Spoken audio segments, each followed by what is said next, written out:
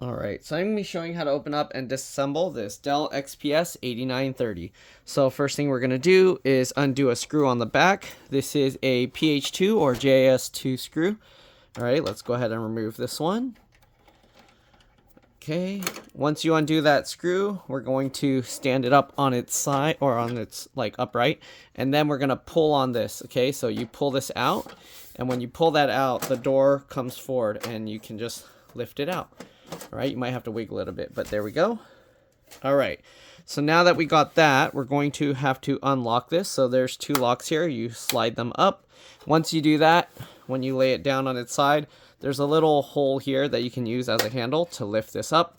You want to be careful just in case the video card cable is kind of caught here. I think originally it was wrapped over this way and then it was like pulling on this. So you want to be careful. This one, it's routed underneath, okay? We're going to be disconnecting several cables here. Let me actually get a thumbnail real quick here. Okay, so next we're going to go ahead and lift this up here. Okay, oh, it helps to use the handle. If you pull from here, it kind of gets caught on stuff, but here you go. We can lift that up, and now we have access to the insides. All right, so inside here, we have the GPU, CPU underneath the heatsink fan. Obviously, it does look removable, replaceable, and then you got 4 slots for RAM. I'm not going to be pulling things out. I just want to show you what's inside. So let me give you a closer look. Okay, if you're not sure how to remove these, just let me know. I have videos where I show how to upgrade or replace components on a desktop, but we're just going to be replacing the power supply in this case. All right, there's a latch here that you push down, and then you kind of wiggle the GPU out to get it out. It does have this little piece here that you would lift this up, and then you can actually take this whole portion off, but we're gonna leave that in there. Okay, so I believe I have some videos showing this on other models of these Dells. So okay, anyways, there is an M.2 PCIe NVMe SSD here. There's multiple SATA data connections here. So if you want to add some SATA drives, these two cables side by side are for the USB 3 ports on the front panel or on the top, depending where they are. And then you got a 3.5-inch SATA hard drive, which you can upgrade to a 2.5-inch SATA SSD if you want. That's the motherboard power connector. Okay, again, those are USB 3. You got 4 slots for RAM.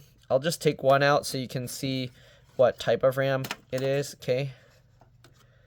And this is 16 gig PC4 2666V. I believe, is this just an 8 gig? I don't know. 2RX8. I don't know. Sometimes they list it like the set, like this capacity of the entire set instead of the capacity of the single stick. All right. Anyways, line this up. Oops. Make sure it goes in the slot on both sides. Sorry, I know. Bad camera work, but make sure you click it down on both sides. I like to also check again after I click it into place. Okay, we got the CPU power connector. We're going to get this out. There's a clip. You got to push on that, and then while you're pushing that, you kind of squeeze it. So you pinch it towards the top to kind of do that, and then you wiggle it to get it out. All right, let's go ahead and start disconnecting things. So you got the GPU power connector, also has a clip. You pinch it, and then you kind of just wiggle it as you pull. There we go. Okay, so we got that out.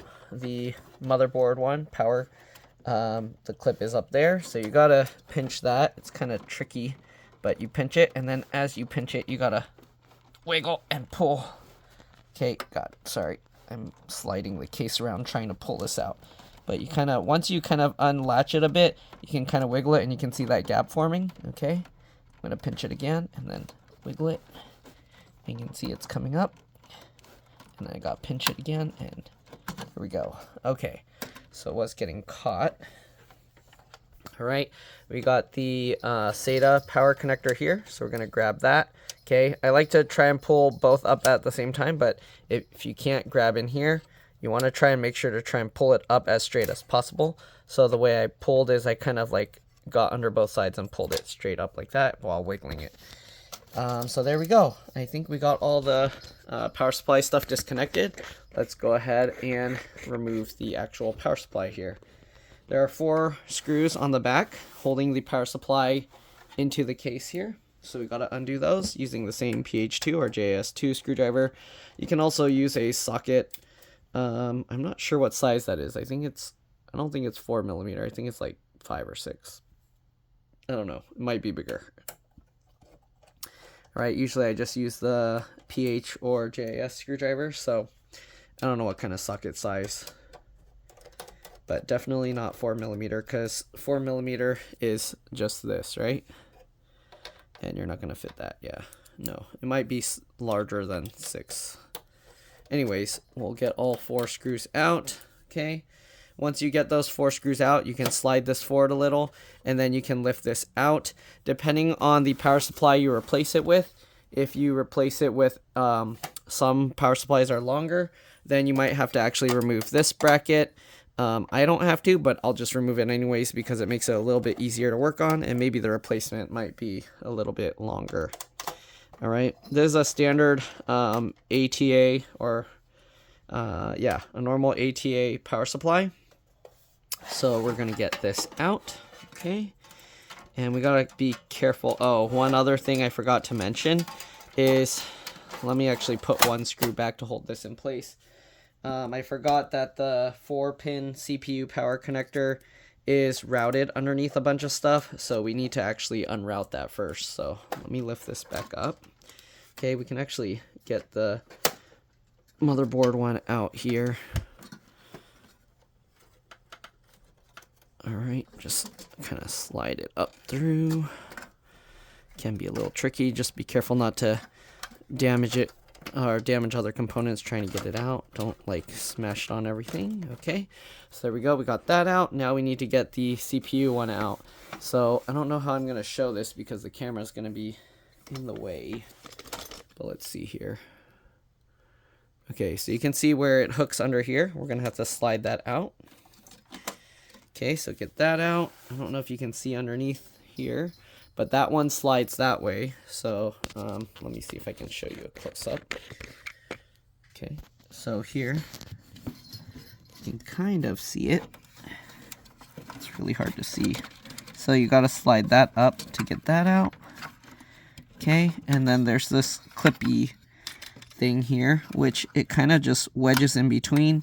And I need 2 hands to get that. So, but basically you need to pull those clips away as you pull it out. I don't know if I'll be able to show it on camera. Give me a second. Okay, you can kind of see. I don't know if you'll be able to see as I try and lift it out because my hand will be in the way. But you gotta pull that clip open. Okay, so pull the clip open and then get the cables out. It's a little bit tricky because the way it kind of threads in there, like it has little hooks that grab, that will catch on it. So you kind of have to pull one out of the way. Jeez. And also the fan's in the way, which makes it a little bit difficult. So pull this back. If you end up breaking the clip, don't worry about it, actually. It's not really important. Another way that would kind of make it so you can get it out, I don't know if I'll be able to show it, but you can fold the cable over and then clip it in a second time. So if you fold it in backwards, hard to do this. But if you clip it in, I don't know if you can even see, but if you clip it in a second time in there, it's not quite in. Jeez, come on, get in there. It's so difficult to do this, especially with a camera in my face. But if you can clip it that way, you can pull it out. Yeah, I'm not able to do it with the camera in my face. So give me a second, I'll do that, and I'll be back because I need to get my face closer to this. I'm like 3 feet away now. All right, so I got it out. Sorry I couldn't show, but basically you have to spread the 2 pieces apart and then make sure to pull the wire right through the center because it has like a little hook like this. So if you pull it too much to one side, it'll hook there. If you pull it too much to the other side, it'll hook there. So basically you have to pull those apart and then make sure it goes straight in between. All right, anyways, let's go ahead and continue removing the thing.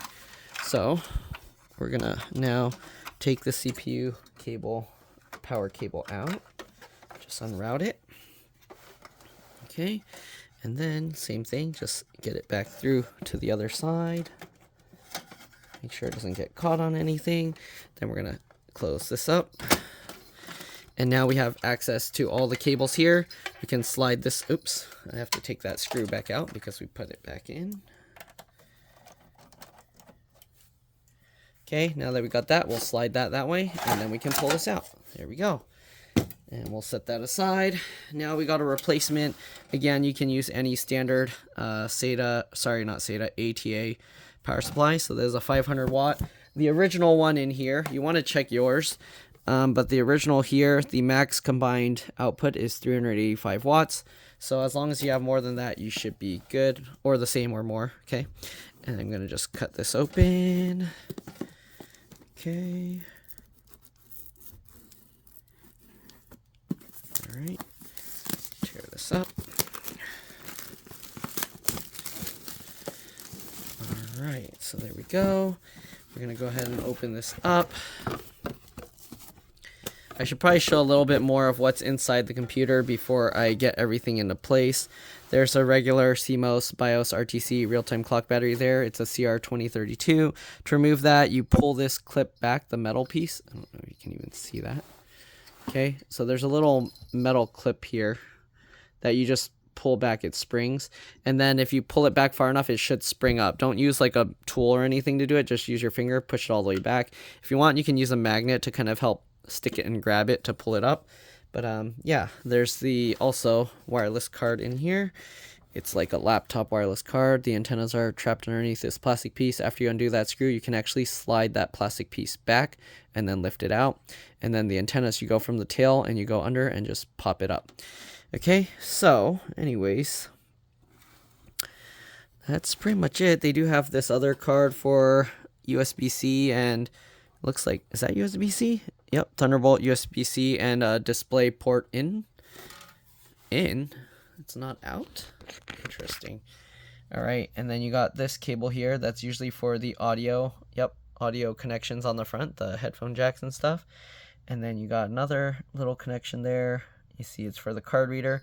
Usually on most desktops, it'll be 2 rows of pins, and it's for a USB ports. All right, so usually it lets you use 2 USB ports, and I think that's all to show in there. Obviously, there's a fan connector right there, and another fan. This is the CPU fan connector. This is this system fan connector on the top of the computer. All right, anyways, yeah, let's go ahead and continue putting this thing back together. Sorry about that. Okay, let's zoom back out. Okay, move that guy aside. Here we got the power supply. So it comes with another power cable. Usually people don't need that because you can just use your old one. You don't need to use a fancy new one. All right, got that. And here we have, it's all twist tied. We're gonna undo the twist ties. The only thing with this one is because it's a 500 watt and it's not modular, it has all this cabling here. So we're just gonna have to tie these up out of the way. Okay. All right, and this has some tape here. Let's open that up and get this out. There we go. Okay, so the way you want this to go, because there's no fan vent on the bottom here, you want to make sure that the fan is actually pointing upwards. Okay, so we'll have the fan going in this way. You can see 500 watt. We'll drop this in and then slide it back. And you should be able to put the screws back here. If you want, you can use the, usually it comes with screws. I don't know if it came with screws. Yeah, so it came with screws, but you can use the original ones. Since there's a black power supply, it came with black screws, but you can see the metal frame is like this gray silver color. So we're going to use the original screws so it matches that, and the black will just be on the black, like matching the rest of the other computer components. Right, anyways, we'll get all these screws in. Make sure this, when you use the computer, you want to turn it on. You can turn it off to make it a little bit safer when you're working on it, but since we didn't plug anything in, it shouldn't really do anything. But you never know, sometimes the capacitors might have some power stored in there. So yeah, it's sometimes safer to just turn it off. Okay, I've never had an issue with it being on though, and plugging stuff in even if it does have power. But yeah, I mean, why not take a little extra precaution for whatever. All right. Why is it not reaching here? I'm gonna loosen these screws up. Okay, just because this side the screw's not lining up. Oh, I see. I could move this. I was trying to push this side, but you can just push this side. Okay, so there we go. We'll tighten up that screw. There we go. Tighten all those screws up. Good. Then we just gotta plug everything back in. Alright, so we'll rotate this back over. We'll take a look at what we got here. Obviously, we need the, I believe it's 24-pin motherboard power connector. Okay, so obviously we'll need that one. This is a long one. Usually it will also slide apart or split apart and have this extra. So 20-pin, these are for older motherboards. Then all the new ones have this, or all the recent ones. Not many computers will have that 20 thing. It's like, unless you have like a really old computer. Okay, then we got one of the 6 or 8-pin PCI. That's for the video card. All right, and that splits also. The CPU also splits. There's the 4-pin, because this one's only 4-pin. We're gonna separate this, so this slides apart. Okay, on some models they pull apart. On this one it slides apart. And the one that you know to use, if you only have 4 pins, you want to make sure to use the one with the square and these little like barn house shaped ones. Okay, don't use the one that's all the, actually this one, they're both like that, so I guess I'll have to figure out which is which based on the clip and then line up the other one. I believe it's usually the one that's on the left, but we'll see. All right, so pay attention to that. These are the older 4-pin Molex or IDE power connectors. Usually you don't use those unless you have old hard drives or old CD drives. And then this is the SATA power connector. Okay, so we're going to use the SATA power connector for the SATA hard drive, obviously. So let's go ahead and shove all the excess in there, and we'll just use one of these here. Okay, so the way you know which way to plug this is it has an L shape, and you always want the L, this little short piece, to meet in the center. So there's the data one and then the power one. Okay, so when you do it, make sure the L meets in the center, just like that. Push that in. Okay, so here is the excess for the SATA. We'll have that set aside. Okay, we don't need the Molex ones, so we'll also bundle this up. Okay, and set that aside. All right, what's next? We got the the CPU one. That's the one that's gonna be routed all over the place. I'm gonna just tie these up for now so that they're not rolling all or getting all over the place while I work on it. We're gonna thread the CPU one underneath through this piece. It doesn't matter if you put it on the hard drive side or here, but I like to put it in this little hole so that way it has the whole bracket kind of helping guide the wires. Okay, so put that wire that through, and obviously this wire is much bigger, thicker, so we're not going to be able to fit it in that little plastic latch. All right, but we can fit it through the other hooks if we want. Okay, so on this, the hook is on this side, so you make sure you face it that way, and then you got square, house, house, square. So okay, so that would mean we want to use this one, the one that's on the right side of if you have the clip facing up. Okay, so we'll click that in. Good, and then we'll tuck all this excess underneath here. And again, you can route the flat cable under if you can try. Okay, get that under there. And yep, all right. Push that down to kind of route it in there. It's a little tricky, but okay, we got it. All right, and then we got the bigger portion here. We're gonna, oh, I don't know if my arms are gonna be in the way. I don't think you can see anything, huh? But yeah, basically just slide this under there if you can. There we go. Again, you don't need to do that routing stuff. You can, I mean, it's just if you want to. It's not necessary. Okay, then there's all that excess, so you can tuck that back up there, or you can kind of like push it around the back here, whatever you want. All right, it's not like this is going to do anything. If it's getting in the fans, then you can move it out of the way. All right, so let's actually pull a little bit of it up there. We'll close this a little bit. All right, so now we have this. We can go ahead and add this to the bundle of wires. Okay, add that to the bundle. Why not? Okay, and next we have the GPU cable or video card, PCIe. Okay, you can put this however you want. You can plug either one, this one or this one. It doesn't really matter. So we're going to go ahead and thread that underneath as well. And let's actually use this one so we can try and tie the excess out of the way. Okay, so we're going to go ahead and thread that through. And then make sure to hook this together. So you can see how this one is wider. This one only has 2 on this side, or I guess 1. This one has 2. So this one, you see these little hooks. I don't know if you can even see that, but this has little hooks on it. You want to make sure that goes under, and then you can slide it upwards. You do have to hold it because it doesn't have a thing that holds it there. So make sure you hold that, and then get this cable into the socket. All right, line it up. I like to hold the GPU just so it doesn't push all the weight down there, and then click that in. Okay, good, perfect.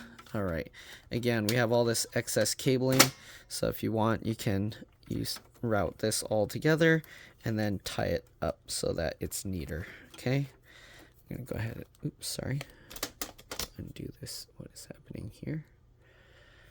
Undo this bundling here. All right, and then we can wrap all of this in there.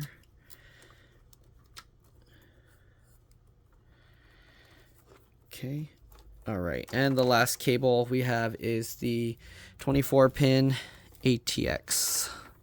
So let's go ahead and lift this back up. Oops, did I lock it back down? Okay, all these cables, we're gonna thread this through here. Okay, lift this higher so you can see. All right, so we're gonna rotate it this way, and you wanna make sure the clip faces the right direction. Just get that, line it up, and then kind of wiggle it down, and you should hear it click. If it doesn't click, you might have to check with your finger, make sure that the clip is in, or you can try pulling it back out, and you can see it came back out, so it didn't clip in. So you want to make sure that that clips in, all right, and then try and pull it. It shouldn't come out good, and then make sure to push it back down just in case you did pull it up a little bit. All right, there we go. Now we're just gonna close this back down. All right, we can go ahead and lock these back into place. Oops, sorry. So lock this one, all right, back down. So we slid that, lock it. Same thing with this one, lock it. All right, we got all this excess cabling here, so we're gonna tie that up. We tied this with that bundle. Okay, so here's all the excess cabling. We're gonna try and get this as compact as possible, just like this. Okay, then we're gonna get that big twist tie that came with it, and we're gonna twist this bundle together. I like to use this, pull the two and then twist it like that. Okay, all right, and then all the excess, you just tuck it in there somewhere, just like that. Then push all this excess cable down into there. We're good. All right, don't forget that metal plate that we had here. It can only go one way, so you can't flip it upside down. You can see if we put it this way, it has these little metal things there. Pretty sure you can't flip it. Yeah, nope, you can't, because this needs to go into the little notch. So that will go in there, and then that will go up there. Okay, there we go. Then we get the two screws back in. Get that one in. And then this one in.